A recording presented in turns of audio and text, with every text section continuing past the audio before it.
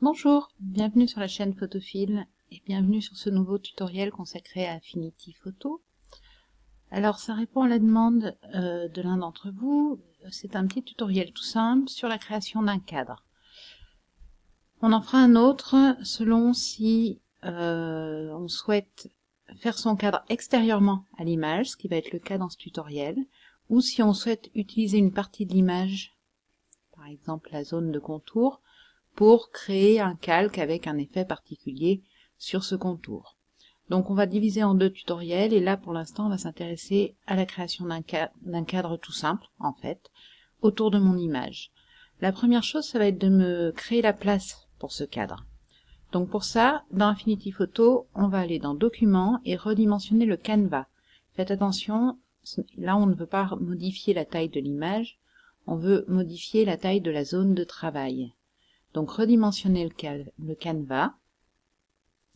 Je veux en fait me créer des bandes vides en haut, à gauche, à droite et en bas. Et de manière à ce que ce soit autour de l'image, je vais ici choisir l'encre sur le point central. Ce qui veut dire qu'il va créer les zones vides dans les 4 dimensions en fait, sur les 4 côtés plutôt. Ici, j'ai la taille initiale de ma photographie et je vais décocher le petit cadenas ici de manière à ce que je puisse augmenter de manière non homothétique par rapport à la taille, à la longueur et la largeur de l'image. Donc je vais rajouter par exemple, mettons 300 pixels. Là j'étais à 5184. On va mettre à 5484. Et là j'étais à 3456. Donc je passe à 3457. Comme je veux rajouter 300 pixels à la fois en hauteur et en largeur, c'est pour ça que j'ai désactivé en fait l'homothétie, de manière à avoir une bande qui soit uniforme de même largeur tout autour de l'image. Donc l'encre est bien centrale, je fais redimensionner. Voilà, je vais obtenir, vous voyez, une zone transparente de même largeur, continue, tout autour de ma photographie. Alors, je pourrais travailler directement sur cette zone, mais c'est toujours mieux de travailler sur un calque. Si vous voulez revenir en arrière, ça vous donne aussi plus de possibilités si vous voulez y appliquer des effets, ce qu'on fera. Donc ici, je vais créer un nouveau calque en cliquant sur cette vignette. Voilà, qui est donc vide. Si j'enlève l'image de fond, il n'y a rien sur mon calque. Et je vais récupérer la sélection correspondant à l'image. Pour ça, le plus simple, c'est de me mettre sur l'arrière-plan. Je maintiens la touche CTRL et je fais un clic sur le calque. En fait, ça sélectionne toutes les zones non transparentes de mon arrière-plan. Donc c'est CTRL et un clic sur la vignette du calque. Je me place maintenant sur le calque que j'ai créé. Je veux remplir en fait la zone extérieure. Donc il faut que j'inverse ma sélection. Je vais me remettre ici, sélectionner, inverser la sélection. Voilà, j'obtiens en fait la sélection de la frange qui m'intéresse du cadre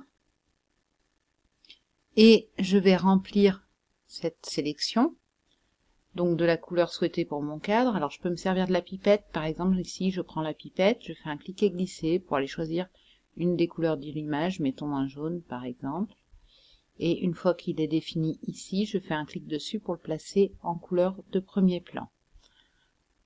Je prends mon pot de peinture, toujours en vérifiant que je suis bien sur le bon calque, et je vais remplir donc cette zone-là. Voilà, j'obtiens mon cadre jaune tout autour. L'intérêt de ne pas remplir complètement le calque, par exemple, j'aurais pu aussi mettre un calque en dessous de mon arrière-plan, mais du coup, je pourrais pas appliquer d'effet sur la frange du cadre. Donc, c'est pour ça que j'ai procédé comme ça. Ce qui me permet d'avoir vraiment sur mon calque, si on enlève l'autre, voilà, j'ai une bande jaune, j'ai réellement un cadre sur fond transparent. Je désélectionne, CTRL D, ou menu sélection désélectionné, je réaffiche mon arrière-plan. Et ici, sur ce calque-là, je vais pouvoir maintenant appliquer un effet de calque. Donc c'était ici le petit FX en bas de la palette des calques. Alors on va pas se compliquer la vie, vous pouvez évidemment tester plein d'effets, que ce soit les biseautages, estampages. Là, je vais simplement faire par exemple une petite ombre externe. Donc je vais monter l'opacité, le rayon et le décalage. Alors pareil, j'ai un petit peu forcé les curseurs pour qu'à l'écran vous voyez bien l'effet. Voilà, il apparaît ici. Je pourrais aussi faire varier la direction de cet effet.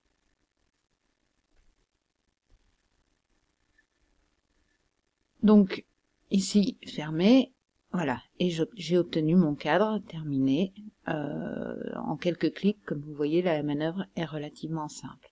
Donc on verra dans un autre tutoriel d'autres types de cadres, encore une fois quand vous voulez utiliser une portion de l'image, vous en servir comme encadrement. J'espère que ce tutoriel vous aura plu, je vous dis à très bientôt sur la chaîne de Photophile.